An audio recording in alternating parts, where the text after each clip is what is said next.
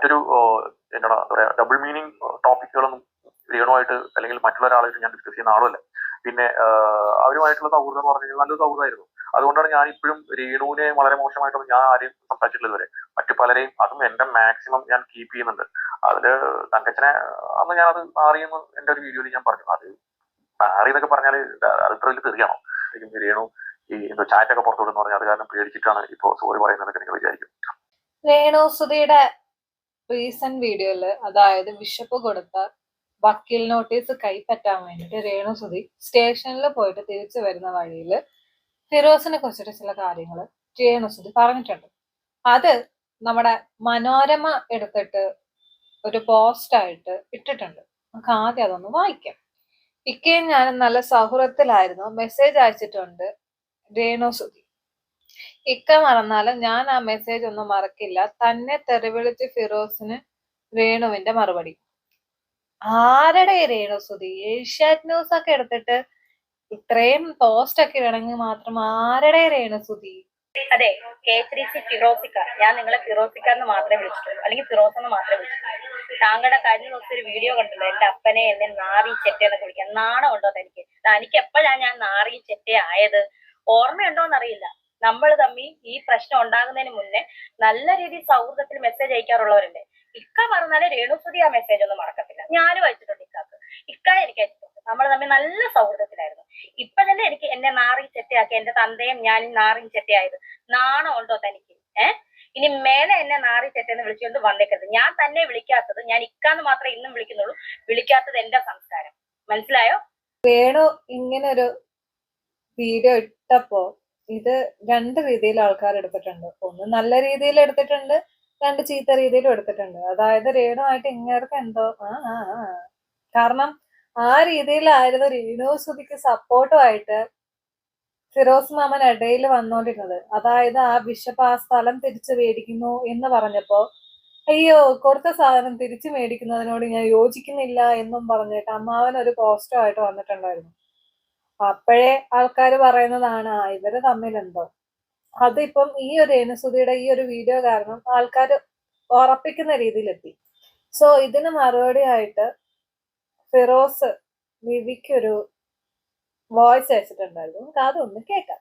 Social media ഇങ്ങനെ കത്തി നിൽക്കല്ലേ രേണുസുധി അതേപോലെ ഫിറോസുമായിട്ടുള്ള ചാറ്റ് എന്നൊക്കെ പറഞ്ഞിട്ട്. പക്ഷെ നിങ്ങളൊരു കാര്യം കേട്ടോ, രേണുസുധി പറഞ്ഞ കാര്യം രണ്ട് രീതിയിൽ വേണമെങ്കിൽ നമുക്ക് എടുക്കാം. ഒന്ന് നല്ല സൗഹൃദമായിരുന്നു, സൗഹൃദമുള്ള സമയത്ത് ഞങ്ങൾ ചാറ്റ് ചെയ്തിട്ടുണ്ട്. അതൊക്കെ ഇക്ക മറന്നു കഴിഞ്ഞാൽ ഞാൻ മറക്കില്ല എന്നൊക്കെ പറയുന്നത്. അതിനകത്ത് ആ സ്ലാങ് മാറുമ്പോഴാണ് അതിനൊരു ഡബിൾ മീനിങ് ഉണ്ടോ എന്നുള്ളൊരു ചിന്ത നമുക്ക് വരുന്നത്. സ്ലാങ് അതിലൊക്കെയാണെങ്കിൽ ഇങ്ങനെ പറയാം, നമ്മളൊരു കാലത്ത് നല്ല സുഹൃത്തുക്കളായിരുന്നു കേട്ടോ, അതൊന്നും മറന്നു പോകരുത്.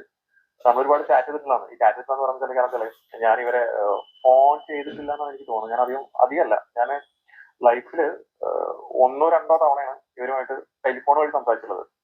അത് ഹൗസ് വാമിങ്ങിന് ശേഷമാണ് ഒരിക്കൽ സംസാരിച്ചുള്ളത്. ഒരു പക്ഷേ ഹൗസ് വാമിങ്ങിന് മുമ്പായിരിക്കും ഒരിക്കൽ സംസാരിച്ചത്. ഹൗസ് വാമിങ്ങിന് ശേഷം സംസാരിച്ചത് ഐ തിങ്ക് രേണുമായിട്ടല്ല, രേണുമായിട്ട് സംസാരിച്ചു. എന്റെ അച്ഛനായിട്ട് സംസാരിച്ചു, പിന്നെ രേണുമായിട്ട് സംസാരിച്ചു. അതൊരു ഹോം ടൂർ എടുക്കാൻ വേണ്ടി രേണു അക്സെപ്റ്റ് ചെയ്താണ്. അത് ഒരു ഹോം ടൂർ എടുക്കാൻ വേണ്ടിയിട്ട് ടീം പോയപ്പോൾ 15,000 രൂപ വേണമെന്ന് പറഞ്ഞിട്ട് അവരെ നമ്മളെ കേരളത്തിൽ ഹോം ടൂർ എടുക്കാൻ പോയതാണ്. ആ സമയത്താണ് സംസാരിച്ചിട്ടുണ്ടായിരുന്നത്. അപ്പൊ അവർക്ക് ചോദിച്ചു, ഞാൻ അത് അവർക്കൊരു പെർമിഷൻ കൊടുക്കുന്നു പറഞ്ഞപ്പോൾ ഞങ്ങൾക്ക് പൈസ വേണം, അല്ലാതെ കൊടുക്കാൻ പറ്റാന്ന് പറഞ്ഞിട്ട് 10,000 രൂപ വീടുണ്ടാക്കി കൊടുത്തിട്ടുണ്ടെങ്കിൽ ഒരു വളരെ കുഴപ്പമില്ലാത്ത നല്ലതെന്ന് പറയാൻ വേണ്ടി ആൾക്കാരത് ആകെ അലമ്പാക്കിയിട്ടിരിക്കുകയാണ്. അതിന്റെ പ്ലാസ്റ്ററിംഗിലെ കംപ്ലൈന്റ് കാരണം. ഓക്കെ, എനിവേ ഒരു വീടുണ്ടാക്കി കൊടുത്തിട്ട് അതിന്റെ ഹോം ടൂർ എടുക്കാൻ പോയപ്പോൾ 15,000 രൂപ എന്നല്ല വീട്ടിലേക്ക് അവരെ നിങ്ങൾ പറഞ്ഞു തന്ന ആൾക്കാരെ കയറ്റുള്ളൂ എന്ന് പറഞ്ഞിട്ടാണ് രണ്ടാമത് സംസാരിച്ചത്. അതിന്റെ മുന്നൊരിക്കൽ സംസാരിച്ചു. കൂടുതൽ ഞാൻ ഇവരായിട്ട് വാട്സപ്പ് വഴിയാണ് കോൺടാക്ട് ചെയ്യാറ്. അത് പല ഡിസ്കഷൻ ഉണ്ട്. വീടിന്റെ ഓരോ അവരുടെ സജഷൻസ് നമ്മൾ ആ ഒരു കൺസ്ട്രക്ഷൻ ടൈമിൽ പല സ്റ്റേജിലും അവരുടെ സജഷൻസ് നമ്മൾ ചോദിക്കാറുണ്ട്. കാരണം വെച്ചാൽ നമ്മളൊരു വീടുണ്ടാക്കി കൊടുക്കുമ്പോൾ പൂർണ്ണമായിട്ടും നമ്മുടെ ഒരു ഇഷ്ടത്തിന് മാത്രമല്ലല്ലോ വീടുണ്ടാക്കി കൊടുത്തിട്ടില്ല. അവരാണ് അവിടെ താമസിക്കുന്ന ആൾക്കാർ. സംഗതി നമ്മൾ സൗജന്യമായിട്ട് കൊടുക്കുകയാണെങ്കിലും അവരുടെ താല്പര്യം കൂടെ സംരക്ഷിക്കാൻ വേണ്ടിയിട്ട് ഈവൻ ആ വീടിന്റെ പേരുകൾ പോലും ഞാൻ അവരുടെ അഡ്വൈസ് ചോദിച്ചിട്ടുണ്ട്. ഇങ്ങനെ സുധിര എന്നുള്ള പേര് ഒരു 4-5 പേർക്ക് അവർക്ക് അയച്ചു കൊടുത്തു.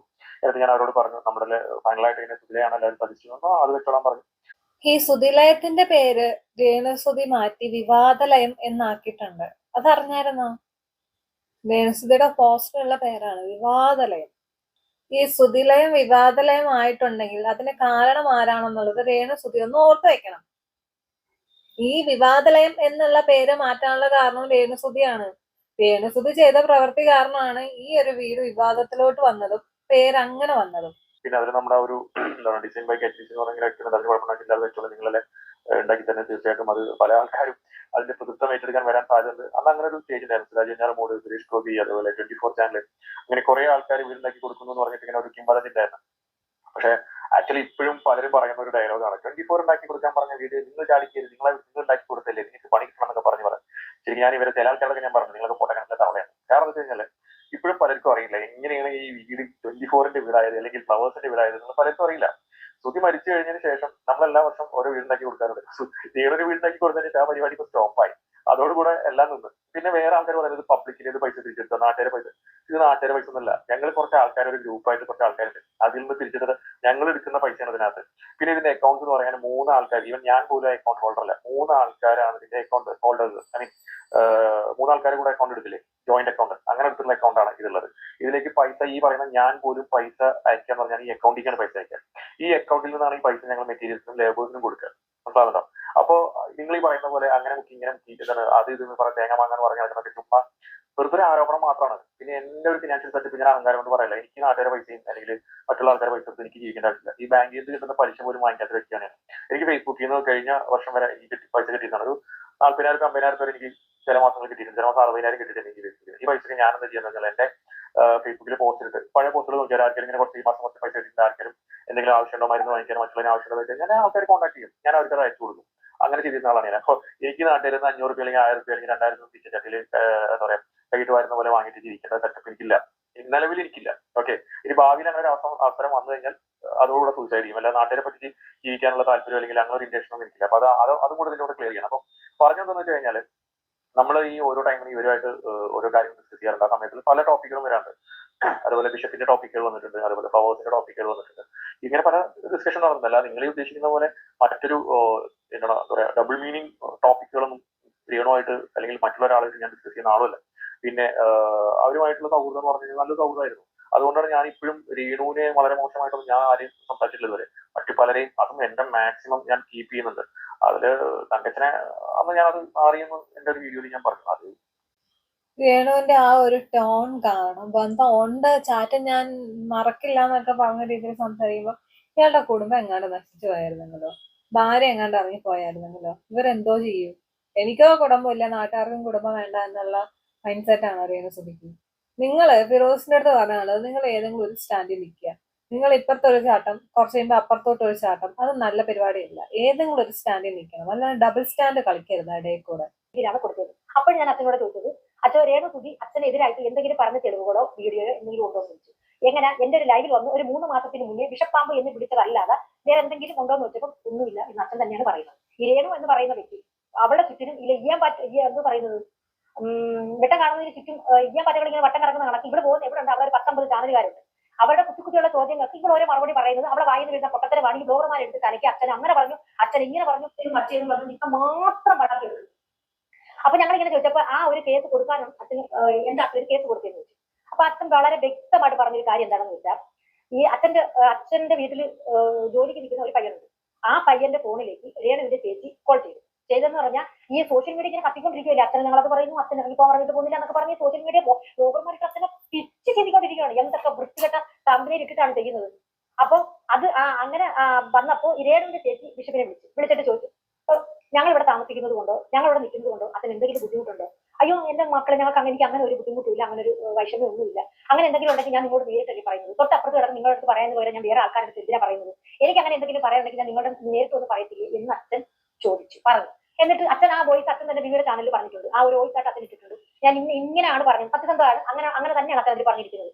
ഈ സജിന ബ്ലോഗ് തന്നെയല്ലേ വന്ന് പറഞ്ഞത് രേണു സുധി അതൊക്കെ പറയുന്നത് റീച്ചിന് വേണ്ടിയിട്ടാണെന്നുള്ളത്, എന്നിട്ട് ഇപ്പൊ മാറ്റി പറയുന്നു.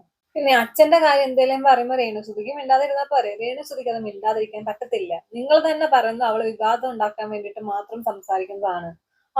ഇപ്പൊ അച്ഛന്റെ കാര്യം എന്തെങ്കിലുമൊക്കെ വരുമ്പോ രേണു സുധിക്ക് മിണ്ടാതിരിക്കാം. രേണു സുധി മിണ്ടാതിരിക്കത്തില്ല. ആ സമയത്ത് എന്താണോ വായി തോന്നുന്നത് അത് വിളിച്ചിട്ട് ഇട്ട് കൊടുക്കും. ചിലതൊക്കെ മുൻകൂട്ടി പ്ലാൻ ചെയ്ത് വന്നിട്ട് സംസാരിക്കുന്നതായിട്ട് തോന്നിയിട്ടുണ്ട്. മനഃപൂർവ്വം ചെയ്യുന്നതാ.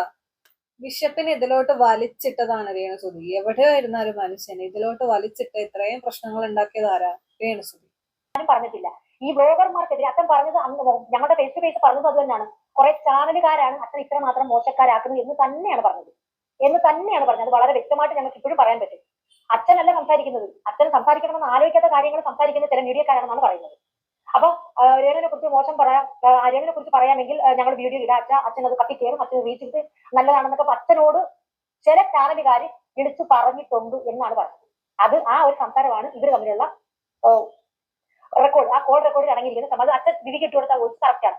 ഈ വോയിസ് എടുത്തിട്ട് ഭീഷണിപ്പെടുത്തിക്കൊണ്ടിരുന്നത് ആരാ? ഞങ്ങള് പുറത്തെ വിടം എന്ന് പറഞ്ഞിട്ട് ഭീഷണിപ്പെടുത്തുന്നത് അച്ഛനാണോ? അല്ലല്ലോ, ഇതേ നിങ്ങൾ തന്നെയല്ലേ. ഇപ്പം കേസായി, വീട് സ്ഥലം തിരിച്ചു കൊടുക്കേണ്ടി വരുന്നൊക്കെ പറഞ്ഞപ്പോ പ്ലേറ്റ് മാറ്റാൻ ഉളുപ്പുണ്ടോ? ഇപ്പൊ ഈ പറഞ്ഞ തേങ്ങക്കൊല അന്ന് അങ്ങ് വിളിച്ചു പറഞ്ഞ പോരായിരുന്നോ? അപ്പോഴൊക്കെ എങ്ങനെ അറിയിച്ചു വേണ്ടല്ലേ? ശരിയെന്നാ.